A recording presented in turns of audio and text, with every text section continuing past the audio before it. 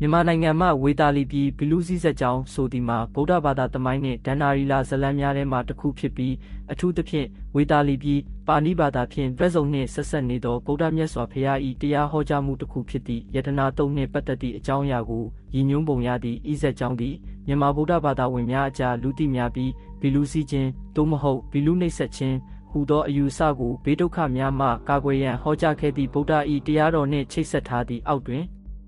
ဤဆက်ကြောင်းကိုအသေးစိတ်ရှင်းပြပါမည်ဝေတာလီပြည်၏နောက်ခံ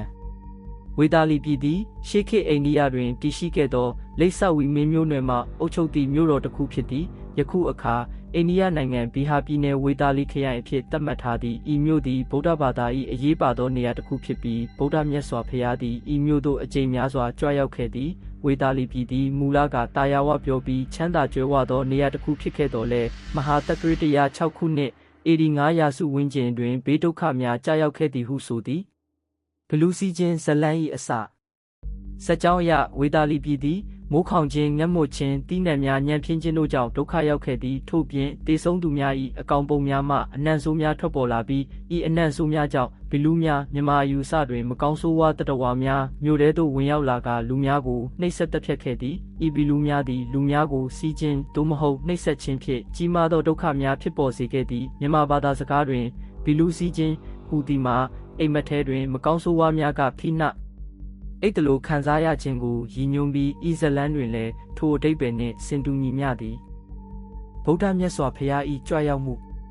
ဝေတာလီပြည်သူများသည်ဤဘေးဒုက္ခများကိုဖြေရှင်းရန်ဗုဒ္ဓမြတ်စွာဘုရားထံအကူအညီတောင်းခံခဲ့သည်ဗုဒ္ဓဘုရားသည်ရာဇဂိုပြည်မှဝေတာလီပြည်သို့ကြွရောက်လာပြီးမြို့လယ်ရှိမင်းကွန်းစရက်တွင်ယတနာတုတ်ရတနာဆော့တော်ကိုဟောကြားတော်မူခဲ့သည်ဤတုတ်သည်ဘေးဒုက္ခ၃ပါးယောဂငတ်မွတ်ခြင်းမကောင်းဆိုးဝါးမှကင်းဝေးစေရန်ရည်ရွယ်ထားသောပရိတရားတော်တစ်ခုဖြစ်သည်ဗုဒ္ဓဘုရားသည်9ရက်ပတ်လုံးဤတုတ်ကိုရွတ်ဆိုဟောကြားခဲ့ပြီးထို့နောက်ဘလူးများထွက်ပြေးသွားကမြို့သည်ဘေးရန်မှကင်းစင်သွားခဲ့သည်ထိုအချိန်မှစ၍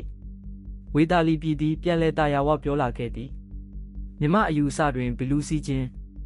မြမယဉ်ကျေးမှုတွင်ဘီလူးစီးခြင်းနှင့်သည်အိမ်မက်ထဲတွင်လှုပ်မရသည့်အခြေအနေတိတ်ပံနိကြ sleep paralysis ဟုခေါ်သည်ကိုရည်ညွှန်းပြီးမကောင်းဆိုးဝါးများ၏နှိပ်စက်မှုဟုယူဆသည်ဤဝေတာလီပြည်ဇလန်းတွင်ဘီလူးများသည်လူများကိုအိမ်မက်ထဲတွင်သာမကအမှန်တကယ်နှိပ်စက်တပ်ဖြတ်ခဲ့သည်ဟုဖော်ပြထားသည်ထို့ကြောင့်ဤဆက်ကြောင်းသည်မြမအယူအဆတွင်ဘီလူးစီးခြင်း၏မူလဇစ်မြစ်တစ်ခုအဖြစ်ယူဆခံရပေမည်ဗုဒ္ဓ၏နောက်ဆုံးကြွရောက်မှုဤဘေးဒုက္ခများဖြေရှင်းပြီးနောက်ဗုဒ္ဓဘုရားသည်ဝေတာလီပြည်တွင်ပစ္စမောမှာစထမဝါဖြစ်လဲအချို့ကမှတ်ယူကိုကတ်တော်မူခဲ့သည်ထိုအချက် personally တွင်မိထွေးတော်ဂေါတမီအပါဝင်တာကီဝင်မင်းသမီးများကိုဘိက္ခုနီအဖြစ်ခွင့်ပြုခဲ့သဖြင့်ဘိက္ခုနီသာသနာကိုဝေတာလီပြည်တွင်စတင်ခဲ့သည်ဟုဆိုနိုင်သည်ထို့နောက်ဗုဒ္ဓဘုရားသည်ပြိဋိဘံမဆန်မီဝေတာလီပြည်သို့နောက်ဆုံးအကြိမ်ကြွရောက်ခဲ့ပြီးမြို့၏ပျက်စီးမည့်အနာဂတ်ကိုသိမြင်တော်မူကာနောက်ဆုံးအကြိမ်ပြန်လှည့်ကြည့်ခဲ့သည်ဟုဆိုသည်မိဂုံဤဝေတာလီပြည်ဘီလူးစည်းဆက်ကြောင်းသည်ဗုဒ္ဓဘာသာ၏ကာကွယ်စောင့်ရှောက်မှုနှင့်တရားတော်၏တန်ခိုးကိုဖော်ညွှန်းသည့်ဇလန်းတစ်ခုဖြစ်သည်မြမယဉ်ကျေးမှုတွင်ဤဆက်ကြောင်းကိုအခြေခံ၍ယတနာတုတ်ကိုဘေးရန်ကင်းစေရန်ပရိတ်ဖြစ်ရွတ်ဆိုလေရှိပြီးဘီလူးစည်းခြင်းကဲ့သို့သောမကောင်းဆိုးဝါးဒုက္ခများမှကာကွယ်ပေးသည်ဟုယုံကြည်ကြသည်